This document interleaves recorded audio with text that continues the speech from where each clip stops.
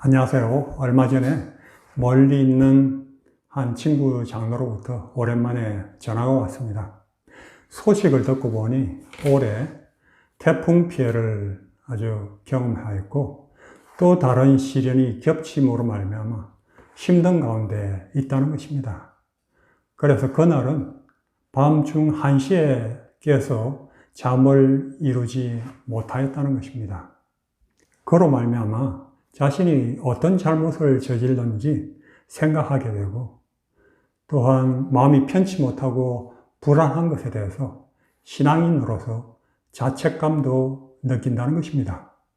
그런데 마침 그날 제가 유튜브 스트레스 프리 라이프 채널에 올린 힘들 때 감사하라 하는 영상이 아주 힘이 되었다는 것입니다.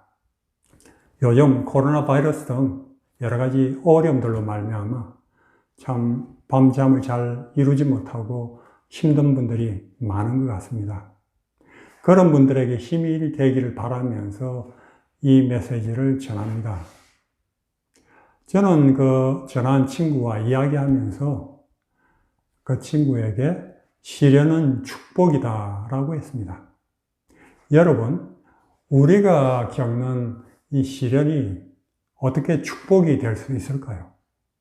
또 시련 가운데 어떻게 흔들리지 않는 평안을 얻을 수가 있을까요? 첫째, 그것은 우리가 시련을 겪는 것은 당연하기 때문입니다. 왜 내게 이런 시련이 다가와? Why me? 하기 때문에 힘든 것입니다. 사실 이 땅은 제가 들어온 이후로 사탄이 권세를 잡고 있습니다. 그렇기 때문에 너희를 시험하려고 오는 불시험을 이상한 일을 당하는 것 같이 이상히 여기지 말고 오직 너희가 그리스도의 고난에 참여하는 것으로 즐거워하라. 이는 그의 영광을 나타내실 때 너희로 즐거워하고 기뻐하게 하려 함이라고 합니다. 사실 시련이 없으면 그것이 진짜 문제입니다. 시련은 자신의 연약함을 알게 하고 하나님의 필요를 느끼게 하고 하나님을 찾고 알고 배우도록 하나님께 이끌기 때문인 것입니다.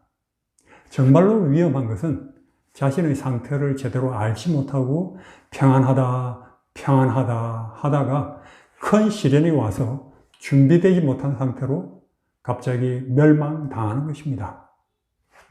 둘째로 우리가 능히 감당할 수 있는 시험이 오기 때문입니다. 우리에게 다가오는 시련이 무엇이든지 간에 그것은 그 크기와 강도를 하나님께서 섬세하게 스크리닝, 즉 심사를 하셔서 우리가 감당치 못할 시험을 당함을 허락지 않으시고 시험 당할 즈음에 피할 길을 내셔서 우리로 능히 감당케 하시기 때문입니다. 예수님께서는 세상에서는 너희가 환난을 당하나 담대하라. 내가 세상을 이겼노라고 하셨습니다. 우리는 예수님의 이름으로 넉넉히 이길 수 있습니다. 무엇이 오든지 간에요.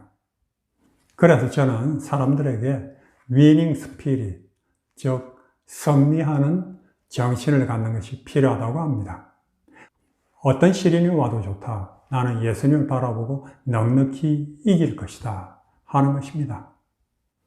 셋째로 시련은 복을 주시기 위한 하나님의 계획이기 때문입니다.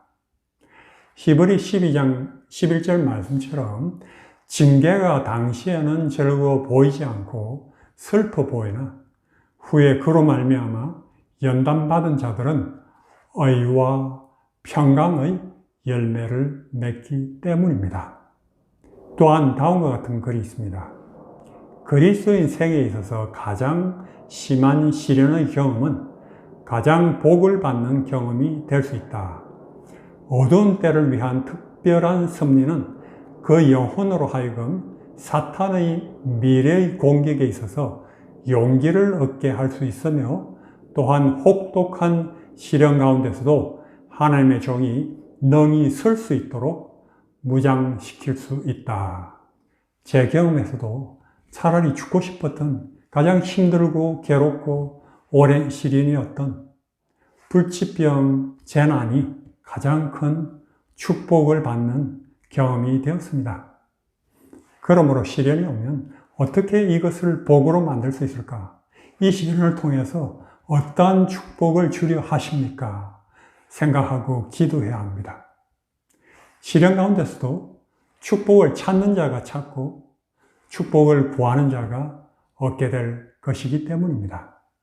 마지막으로 넷째, 예수님을 바라보면 해결되기 때문입니다.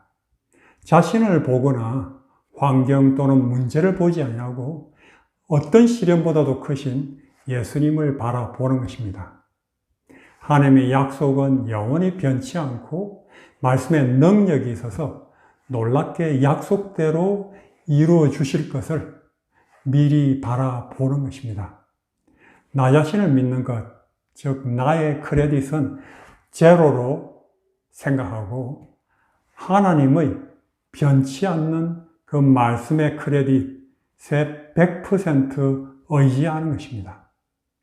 나 자신은 믿을 수 없는 존재임을 인정하고 신뢰하실 수 있는 하나님과 그분의 약속에 100% 맡기는 것입니다. 기도하고는 어떤 결과가 오든 하나님께서 응답하시는 것이니 무엇이든 감사하고 받아들이기로 결심하는 것입니다. 그렇게 하면 마음이 힘을 얻고 하늘의 평강이 임합니다.